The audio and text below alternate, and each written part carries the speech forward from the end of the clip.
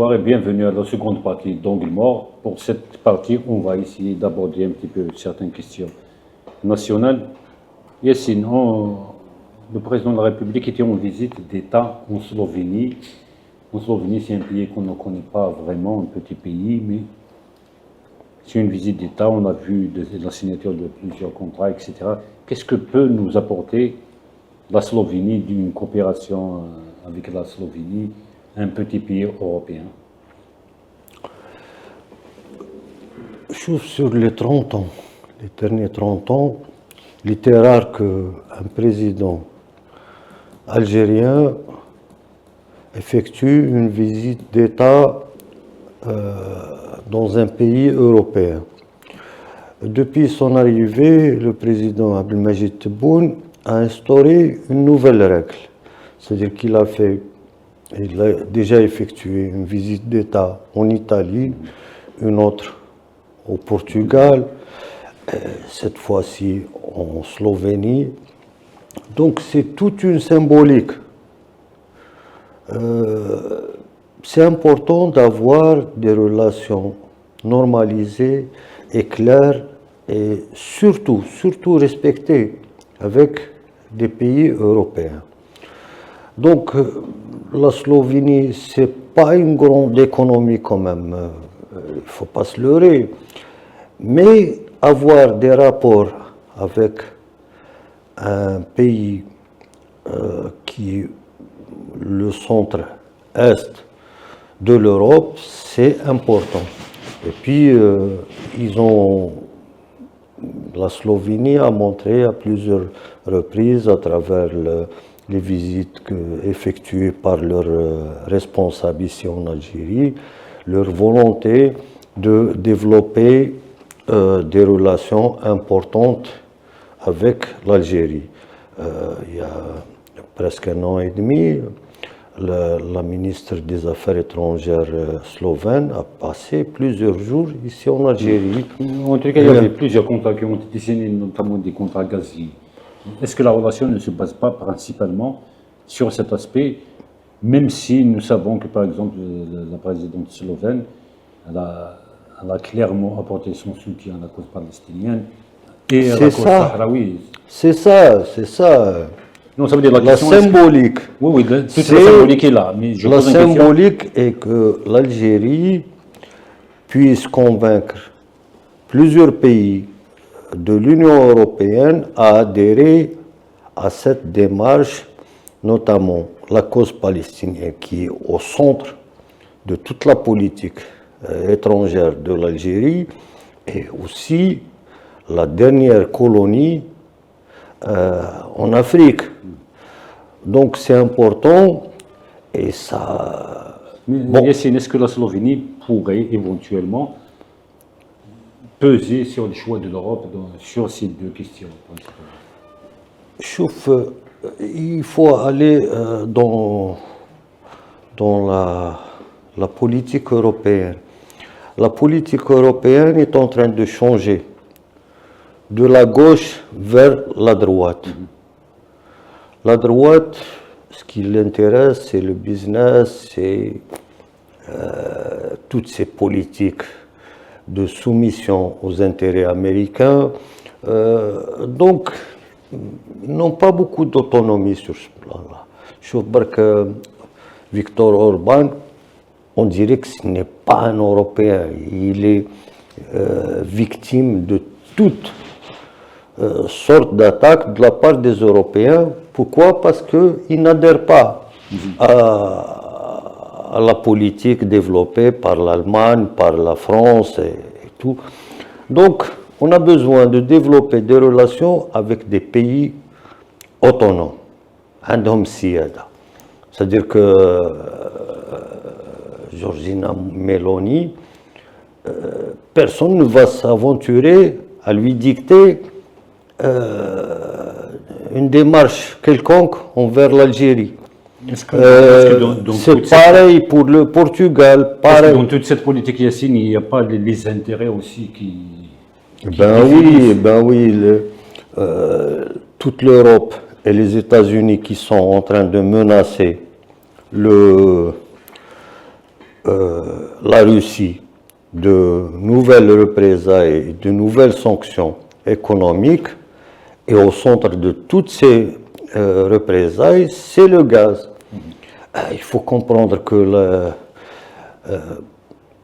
l'Algérie a un atout majeur dans cette histoire de gaz, parce que Ça va lui permettre de diversifier les ses producteurs clients. de gaz, tu as un gazoduc qui vient du Kazakhstan vers l'Europe, un autre qui vient de Russie via la Turquie et qui acheminé vers l'Europe, mais c'est un 42 pouces.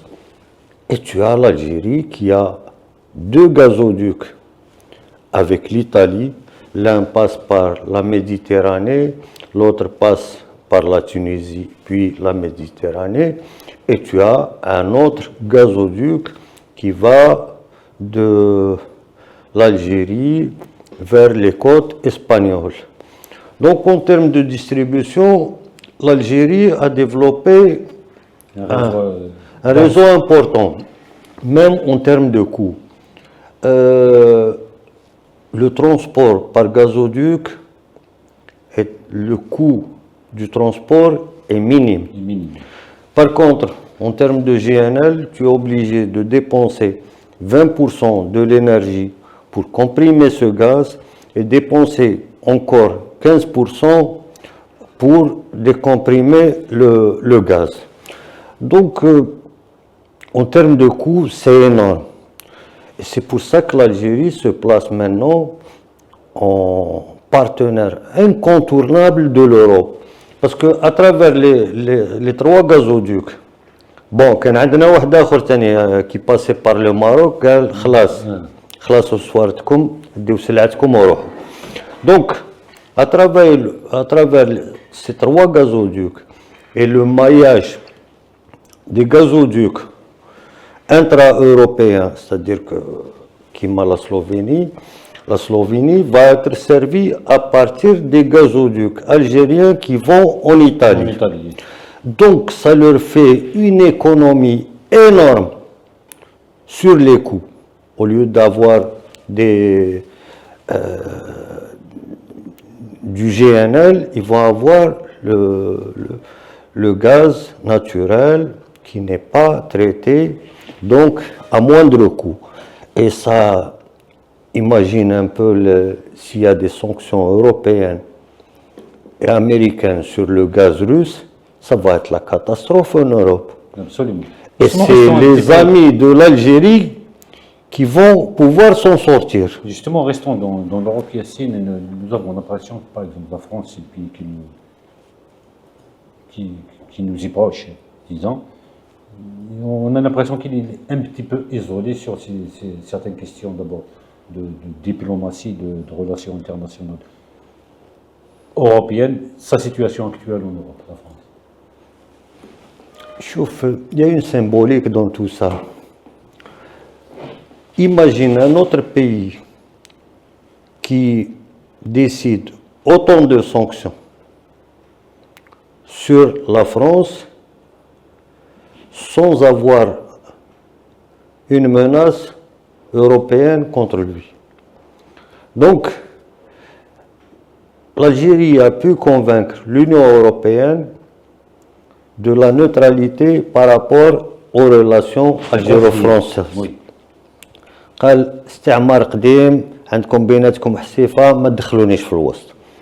C'est-à-dire que l'Algérie a pu convaincre beaucoup de pays européens de ne pas s'immiscer dans les relations algéro-françaises. Très bien. Et puis, il est temps qu'on fasse table rase sur tous les contentieux. Depuis Boumediene, aucun président algérien n'a réclamé autant de choses pour les Algériens. Le président Tebboune ne réclame jamais les affaires commerciales, les investissements. Il réclame le droit du peuple algérien à la reconnaissance. C'est-à-dire que c'est pas palpable, c'est pas financier, c'est pas des contrats, c'est pas. On veut Une reconnaissance, la mémoire, le respect de la mémoire. le respect de l'Algérien. Très bien. On va finir sur ça, ce volet. Yassine, cette semaine, les députés ont adopté le nouveau code de procédure pénale. Ce qui nous intéresse, ce n'est pas le nouveau code de procédure pénale qui est changé à chaque fois, mais dans son volet de dépénalisation de l'acte de gestion. Ça nous intéresse. Est-ce qu'on a eu des détails sur ça? Parce qu'on a lu le texte, il y a quand même des avancées sur ce plan, notamment. Donc, l'acte de gestion, le nouveau code rassure un petit peu sur ces questions. Oui, d'abord, c'est une préoccupation des gestionnaires et même le président de la République a abordé cette question à plusieurs reprises. يقول لهم سنية وما تخافوش أنا هنا. Mais les instructions du président de la République face à une machine qui était là bien huilée, c'est-à-dire un directeur d'une entreprise, je prends une décision. Alors le commissaire du coin ouvre une enquête, il m'auditionne, il me présente devant le procureur, راح عند juge d'instruction يحول لي الباسبور وراني 4 سنين ولا 5 نستنى. À la fin, on a vu pas mal de cas bara, non lieu. Donc le gestionnaire هذا كيفاش تحبوا يزيد يخدم. Effectivement, c'est un frein, c'est un obstacle. Idem pour le personnel du ministère de l'Intérieur. Un chef d'aïra ou le secrétaire général qui prend une décision, il décide d'une dépense. Maintenant, c'est comme partout dans le monde, on n'a pas le droit d'ouvrir une enquête sur la gestion d'une quelconque entreprise sans une plainte de la part des organes sociaux. Quand on dit les organes sociaux, c'est le conseil d'administration ou bien l'assemblée générale, c'est-à-dire le syndicat. Non, pas le syndicat. À travers son représentant dans le conseil d'administration. Donc, à travers, on a vu des enquêtes ouvertes sur la base de lettres anonymes. Maintenant, il faut identifier le plaignant. S'il n'est pas membre du conseil d'administration, il n'a pas le droit de déposer plainte. Et puis, le deuxième organe de gestion, c'est l'Assemblée générale.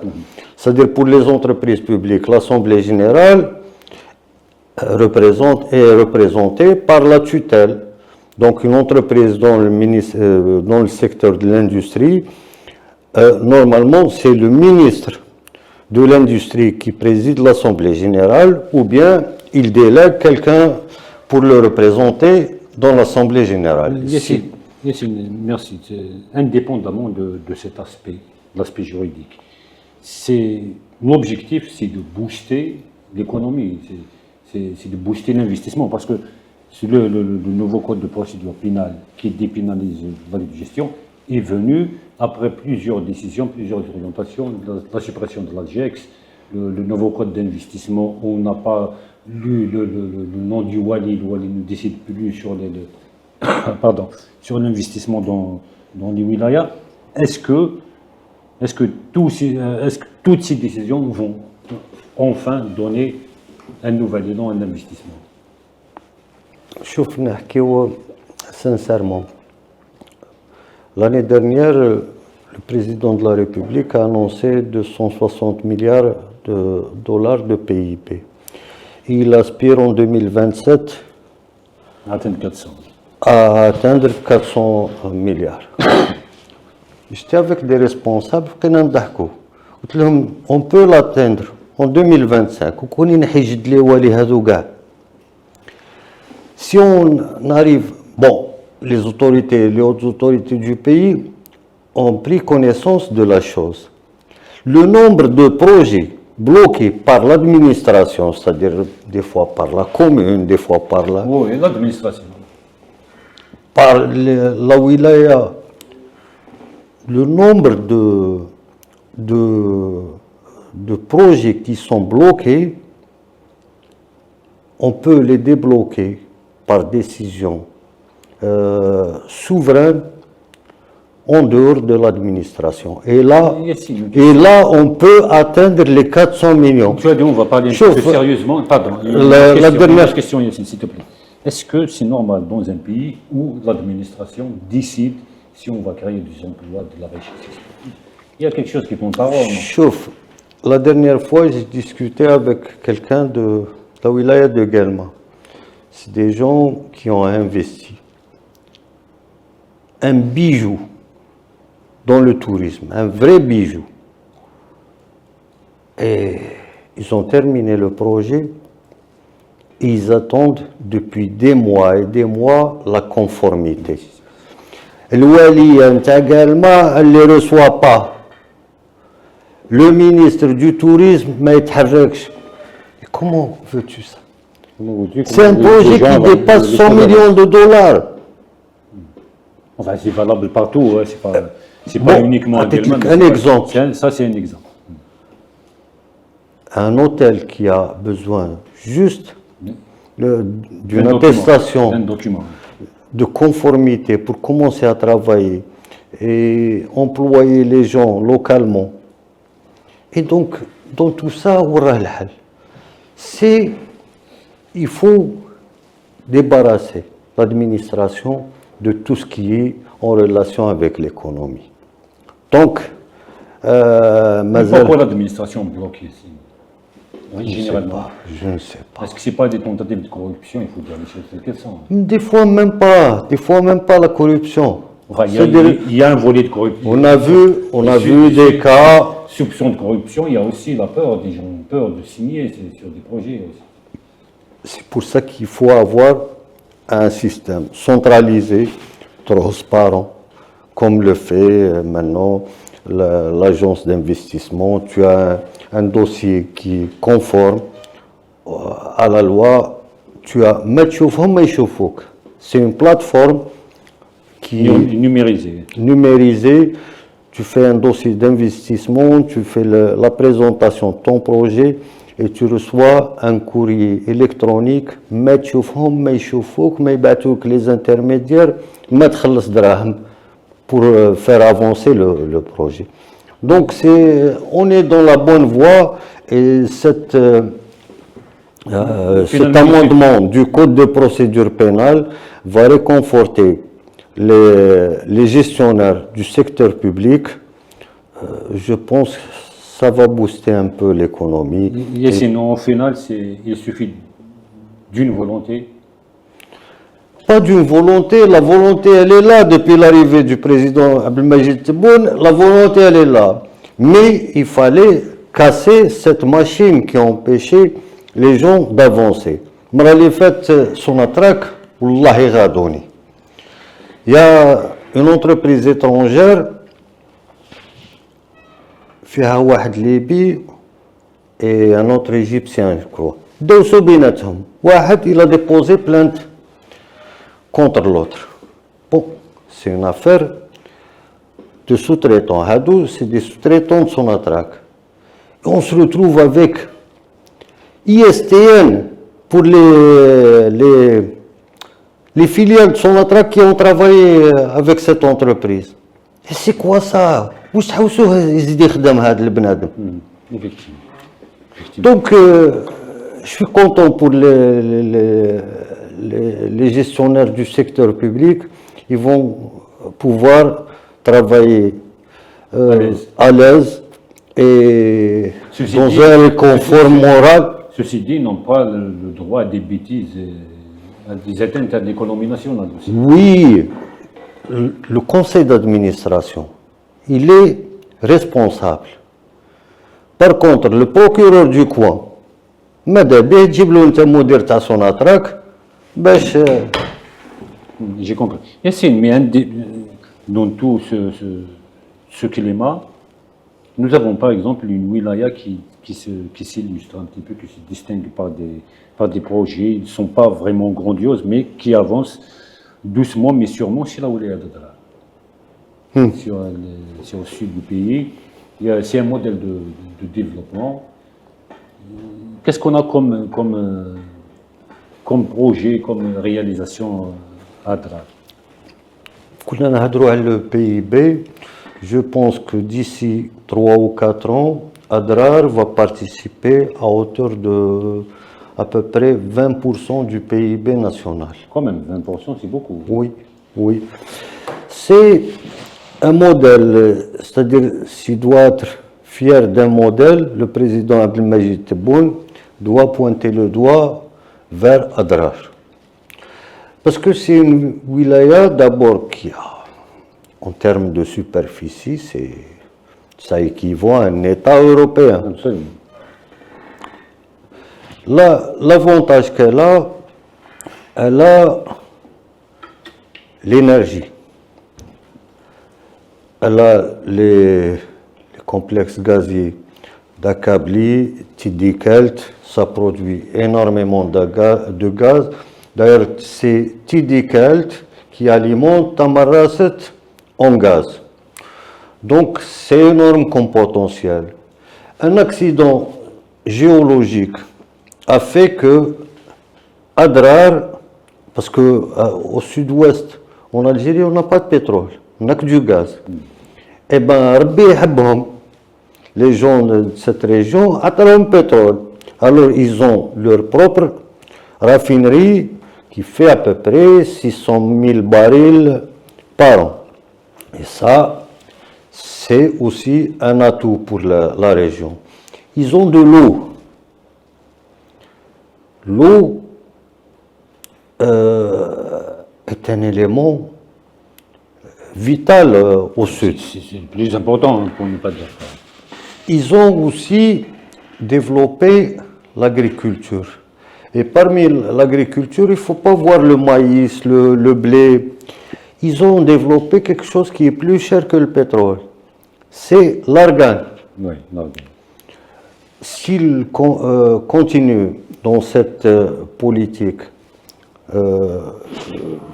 d'investissement dans l'argan, donc ils auront un deuxième Hassim Saoud dans la wilaya d'Adrar. Qu'est-ce qu'ils ont aussi? Ils ont la capacité de la population à accepter autre vie. Les Africains, les Algériens, Saïda, Tizi Ouzou, Souq Haras, il est bien accueilli en tant qu'investisseur, en tant qu'employé. Et puis, c'est la seule wilaya du sud qui a sa propre cimenterie. Au sud, on a les cimenteries, يحبسوا في بسكرة. عندنا une petite cimenterie à Béchar. Bon, elle nécessite quand même des investissements futurs pour la développer, surtout qu'elle doit alimenter Rajbilat et tous les investissements. Donc, Hadi, c'est un dossier que le gouvernement doit traiter. Et puis, Adrar a sa propre cimenterie, avec sa proximité avec les sources d'acier de Garage Bilet. C'est dans quelques années, ça va devenir l'Eldorado algérien. Très bien. Ils ont tout pour réussir. Et puis l'accès pour l'exportation vers l'Afrique, vers les pays africains, notamment les pays du Sahel. Eh ben, on termine sur cette touche d'espoir qui nous vient du... Non, c'est pas un espoir, c'est quelque chose qui est palpable, mais qui ça se fait- construit. Mais ça fait partie de l'espoir et j'espère qu'elle va faire des émus de la Wilaya d'Adara. On termine donc sur cette touche d'espoir, Yassine Adé, palpable. Donc nous vous donnerons rendez-vous la semaine prochaine pour un nouveau numéro d'Angle Mort sur toujours Salam TV. D'ici là, prenez bien soin de vous.